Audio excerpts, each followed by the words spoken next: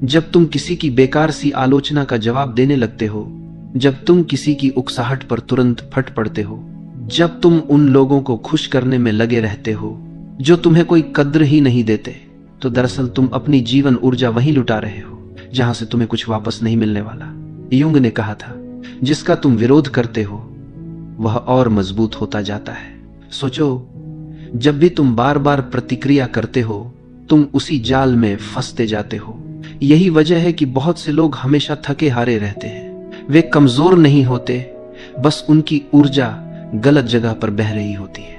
और जब इंसान लगातार थका हुआ रहता है तो वह असुरक्षित हो जाता है। याद रखो, थका हुआ इंसान शेर नहीं होता, वह शिकार बन जाता है।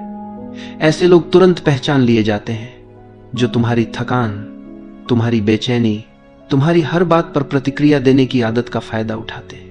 वे जानते हैं कि तुम हर बात पर जवाब दोगे। वे जानते हैं कि तुम्हें ना कहना नहीं आता।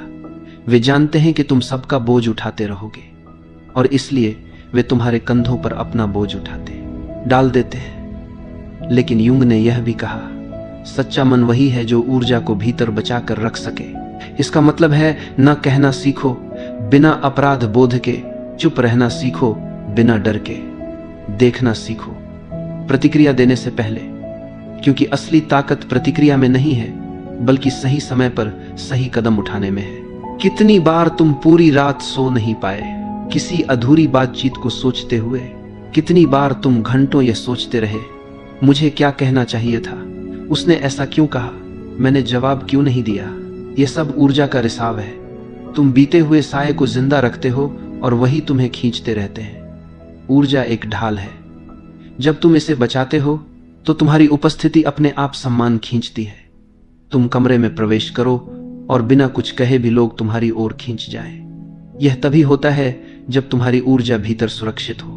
लेकिन अगर ऊर्जा बिखरी हुई है तो तुम नजरअंदाज कर दी जाते हो। तुम्हारी आवाज भी असर नहीं करती। तुम कमजोर और टूटे हुए लगते हो। तो जरा देखना शुरू करो, कौन सी बातें तुम्हें तुरंत उकसा देती हैं, कौन से शब्द तुम्हें अपना धैर्य खोने पर मजबूर करते हैं, कौन से हालात तुम्हें बार बार खींचकर पुराने पैटर्न में डाल देते हैं। यही तुम्हारे सबसे बड़े छेद हैं। यहीं से तुम्हारी ऊर्जा बाहर निकलती है। और अगर तुम इन बिंदुओं को पहचान लोगे तो धीरे धीरे अपनी शक्ति वापस पा लोगे। लेकिन ध्यान रहे, इसका मतलब यह नहीं कि तुम पत्थर बन जाओ। इसका मतलब है कि तुम सजग बनो, ना ठंडे न बेमायने, बल्कि सचेत और अपने स्वामी।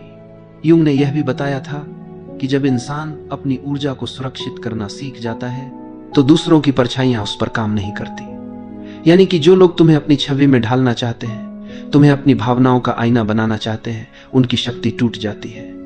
और ये वही जगह है जहां खेल और गहरा हो जाता है।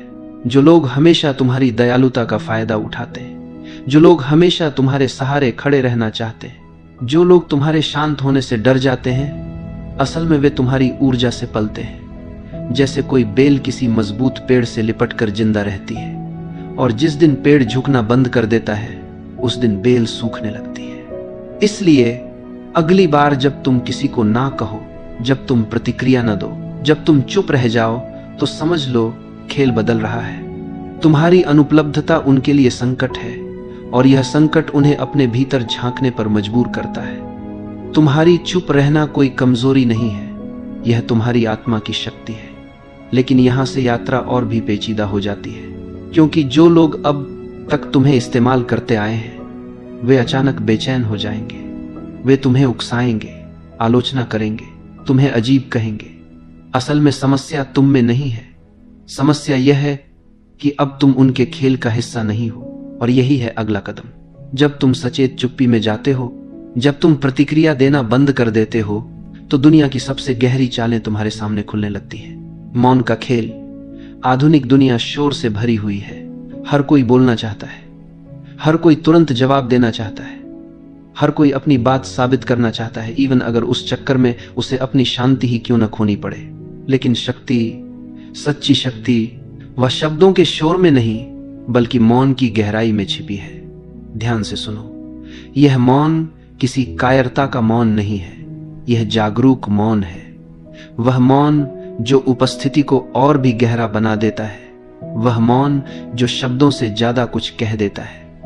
जब तुम प्रतिक्रिया देना बंद करते हो तो तुम देखना शुरू करते हो, और जब तुम देखना शुरू करते हो तो तुम्हें वे पैटर्न नजर आने लगते हैं जो पहले तुम्हारी आंखों से छिपे रहते थे। कितनी ही बार तुम देखते हो, वही लोग, वही स्थितियां, वही खेल बार बार दोहराए जाते हैं। मौन में बैठकर यह सब साफ हो जाता है, और जब साफ दिखने लगता है तो तुम्हारे भीतर जागरूकता पैदा होती है। यह जागरूकता खतरनाक है उन लोगों के लिए जो तुम्हें नियंत्रित करना चाहते हैं, क्योंकि जिस दिन तुम देखना सीख जाते हो उस दिन उनका खेल बेकार हो जाता है। तुमने ध्यान दिया होगा, कुछ लोग बेकरार हो जाते हैं जब तुम जवाब नहीं देते, जब तुम सफाई नहीं देते, जब तुम अचानक खामोश हो जाते हो। यह उनकी याद नहीं होती, यह उनका डर होता है, क्योंकि तुम्हारा मौन उनकी कहानी को छीन लेता है। जब तक तुम बोलते रहते हो तुम खेल में फंसे रहते हो, लेकिन जिस दिन तुम चुप हो जाते हो तुम नियम बदल देते हो, और यह असंतुलन उन लोगों को पागल कर देता है जो तुम्हारी हर प्रतिक्रिया पर जीते आए थे। समझ लो, सच्चा मौन आवाज की कमी नहीं है, सच्चा मौन है अपनी ऊर्जा पर अधिकार। यह है वह चुनाव कि किस युद्ध में उतरना है और किस युद्ध को छोड़ देना है। व्यक्ति बनने के लिए दूरी चाहिए, क्योंकि सिर्फ मौन में ही तुम अपनी आवाज सुन सकते हो, दुनिया के शोर से मुक्त होकर। लेकिन इस मौन की भी एक कीमत है। कुछ लोग तुमसे दूर हो जाएंगे, कुछ कहेंगे तुम ठंडे हो, अजीब हो, कुछ कहेंगे तुम घमंडी हो, पर सच यह है कि वे लोग कभी तुम्हें समझना चाहते ही नहीं थे। वे तुम्हें सिर्फ अपनी जरूरतों की नजर से देखते थे, और जब तुम मौन चुनते हो, जब तुम उपलब्ध नहीं रहते, तो वे तुम्हें खोने लगते हैं। लेकिन सुनो, तुम दूसरों को नहीं खो रहे, तुम खुद को पा रहे हो धीरे धीरे। यह मौन तुम्हें भीतर से गढ़ता है, तुम्हारी थकी हुई ऊर्जा लौट आती है, तुम्हारा असली चेहरा उभरने लगता है, तुम्हारा केंद्र तुम्हारे भीतर मजबूत होने लगता है। और फिर तुम देखते हो, जिन रिश्तों में सिर्फ नाटक था वे गिरने लगते हैं, जिन जगहों में सिर्फ शोर था वहां से दूरी बनने लगती है। हाँ, यह दर्द भी देता है। तुम्हें लगेगा तुम अकेले हो गए हो, तुम्हें लगेगा तुम गलत हो, तुम्हें लगेगा सब बदल गया। लेकिन ध्यान रहे, यह दर्द जन्म का दर्द है। यह अकेलापन कमजोरी नहीं है, यह अकेलापन शक्ति है।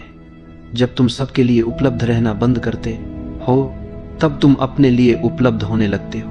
यही है असली पुनर्जन्म, यही है असली स्वतंत्रता। अब कोई भी तुम्हारी डोर खींचकर तुम्हें कठपुतली नहीं बना सकता। अब कोई भी तुम्हारे घाव को कुरेद कर तुम्हें नचाना नहीं जानता, क्योंकि अब तुम मौन में टिके हो, और यह मौन ही तुम्हारी सबसे बड़ी ढाल है। और अंत में याद रखो यह सत्य, जब तुम हर किसी के लिए उपलब्ध रहते हो तुम सस्ता हो जाते हो। जब तुम मौन चुनते हो तुम अनमोल हो जाते हो। दुनिया में हर चीज जिसकी भरमार हो जाती है उसकी कीमत गिर जाती है, और जो दुर्लभ होता है वह सम्मान पाता है। तो अपने मौन को दुर्लभ बनाओ, अपनी उपस्थिति को कीमती बनाओ, अपनी ऊर्जा को बचाओ, क्योंकि यही है जीवन का सबसे बड़ा अनुशासन, और यही है तुम्हारी